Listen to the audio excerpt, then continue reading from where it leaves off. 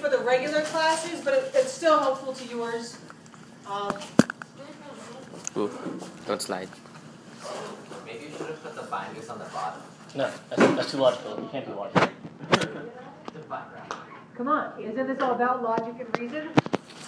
No, it's about seeing what's true to yourself and that only you can define. Discard. You have the liberty. It was in here.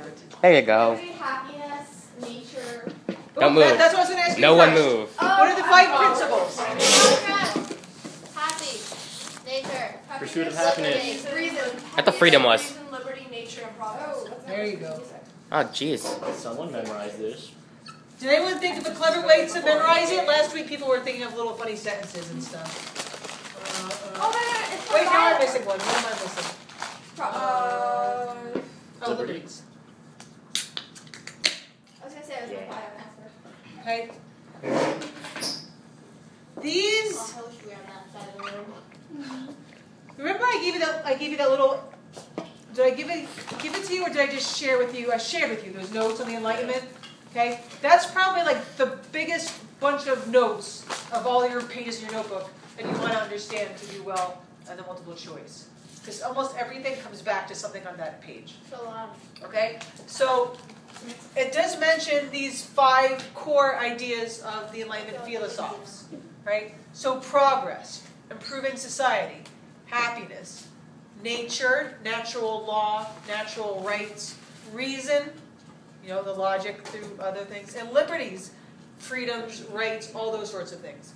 Almost, the vast majority of the multiple choice questions come back to one of these ideas or some combination of it. What was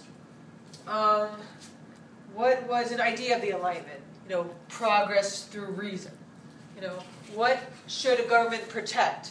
Your natural liberties, right? You see a big combination. Just because you see the word doesn't mean it's the answer, because it might be like what was not or whatever.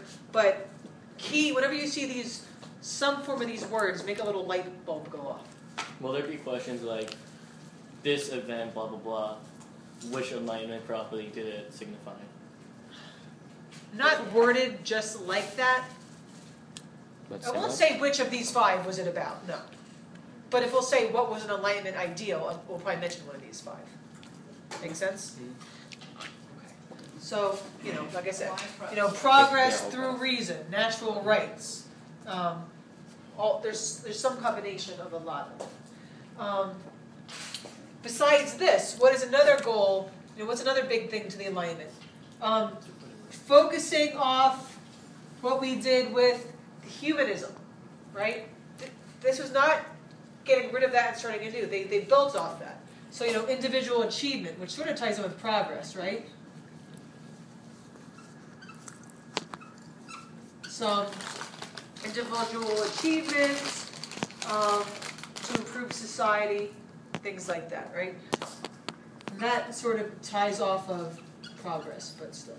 So it's still, that was a goal of the philosophes. Let's make society better. We're not just learning about this for the heck of it. What led to the Enlightenment? What big event that we learned about before this? There you go. Good.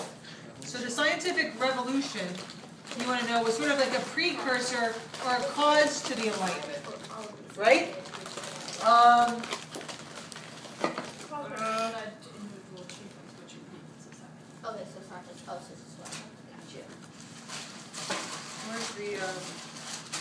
So you have, so the scientific method led to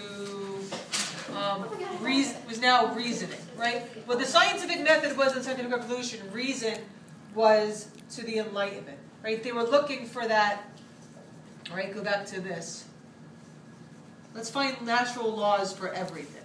Can we find natural laws that you can even adhere to government, to society, right? Not just to physics and chemistry and biology and that kind of stuff. All right. Nature had laws. Let's find them.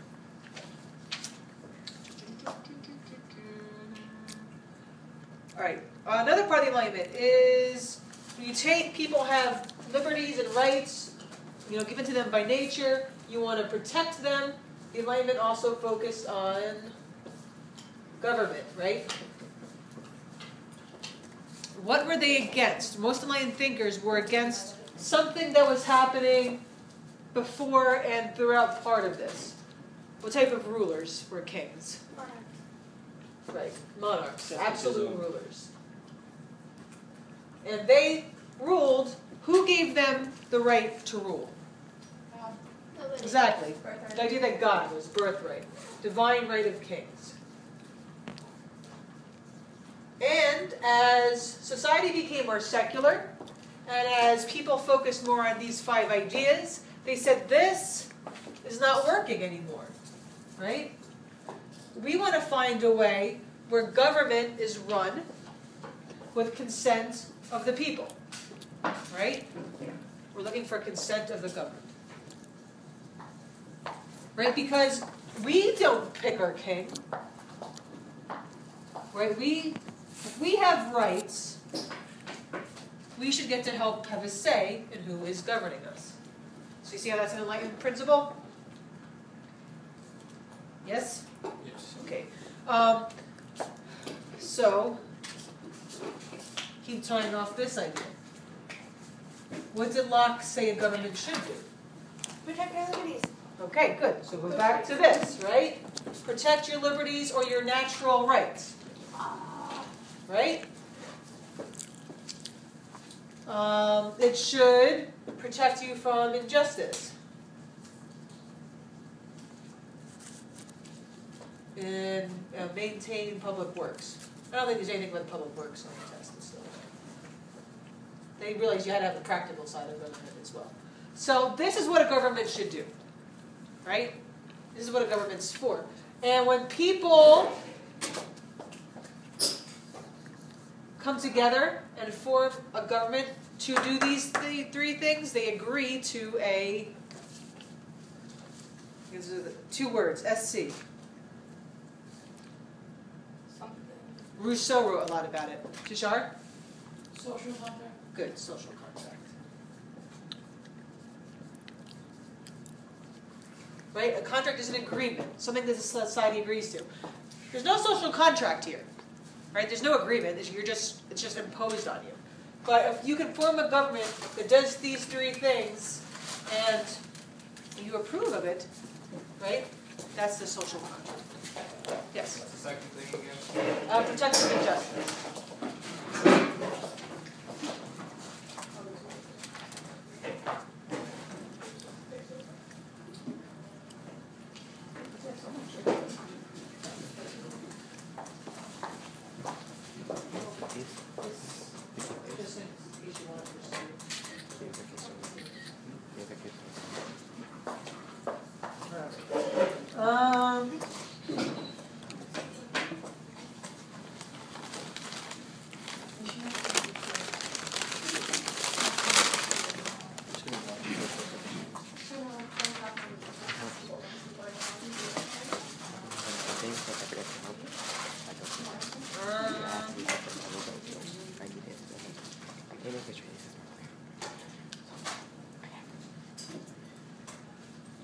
Let's do more government. More government. Montesquieu.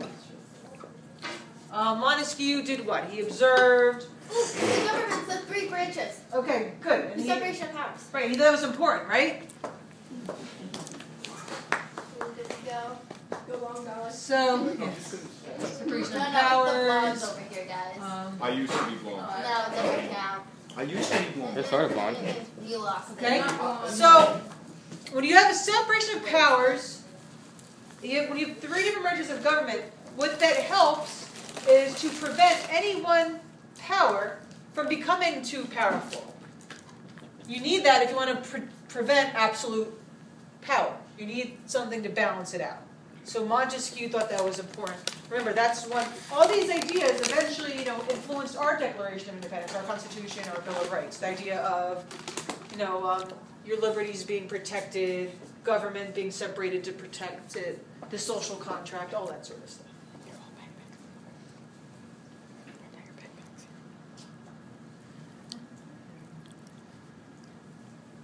Any questions on that? That's most of the Enlightenment stuff.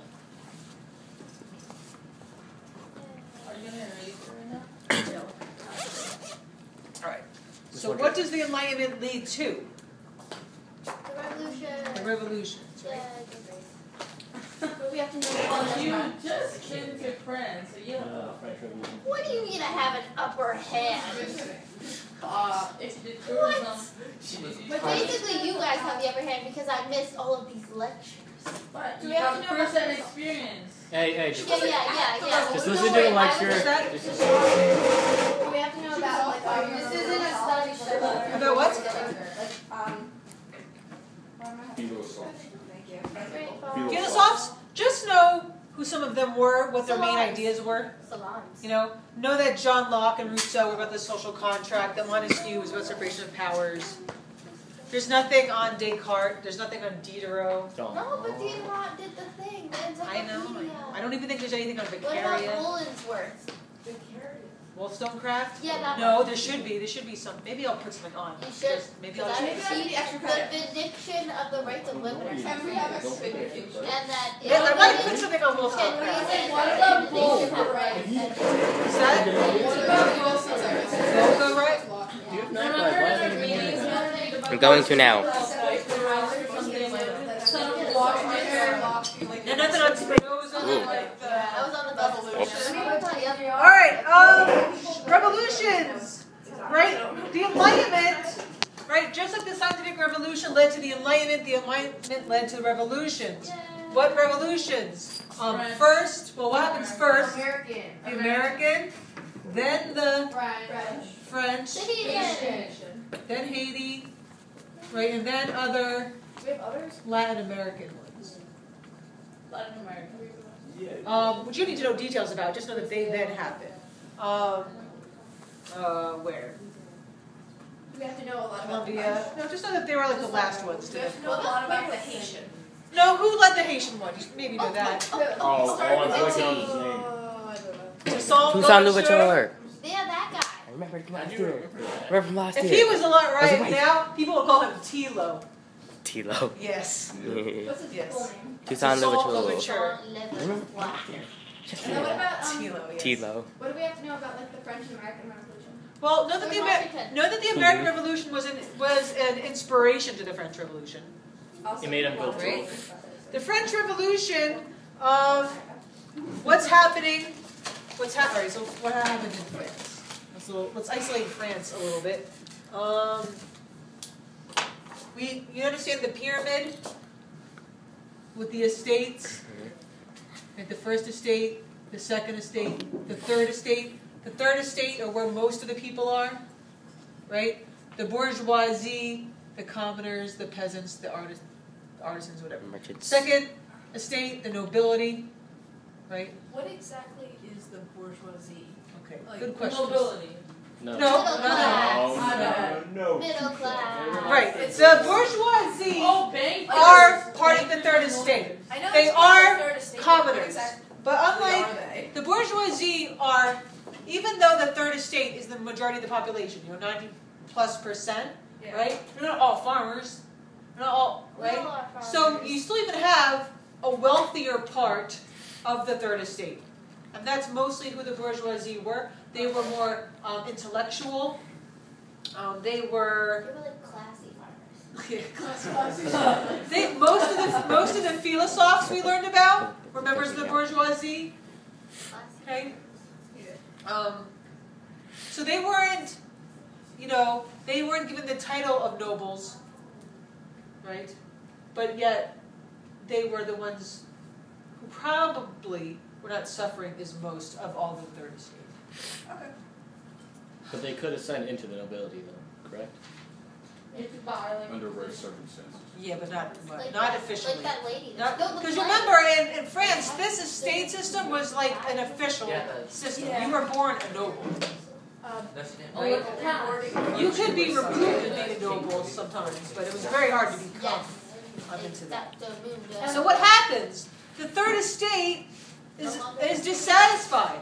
They don't like what's going on in France. France is in debt. They helped the Americans in the Revolution. They were paying other wars in Europe. trying to beat up on the British. Yeah. Okay, they paid for Versailles. That cost a lot of money. And what happened was things seemed to always burden on the Third Estate, and they were unsatisfied with what was happening. Plus, there was that bad weather, which meant a bad harvest, which meant bed prices were going up, inflation was happening. Yes. So since the clergy and the nobility weren't taxed, if like the Third Estate hadn't been taxed, could they have had as much money as the clergy and nobility or no? Maybe not that much, but they would have But had like more. they still would, yeah. They would have had more, definitely. That's why when King Louis called a meeting of the Estates General, it was like, how do we fix this economic problem, right? The Third Estate would hold that they said, well, if the most of the wealth is in the First and Second Estate, how about they pay some of the taxes, okay? But the way the political system was it was one estate, one vote, not one person, one vote. Which So was even the though the Third Tennis Court. Estate, right, exactly, even though the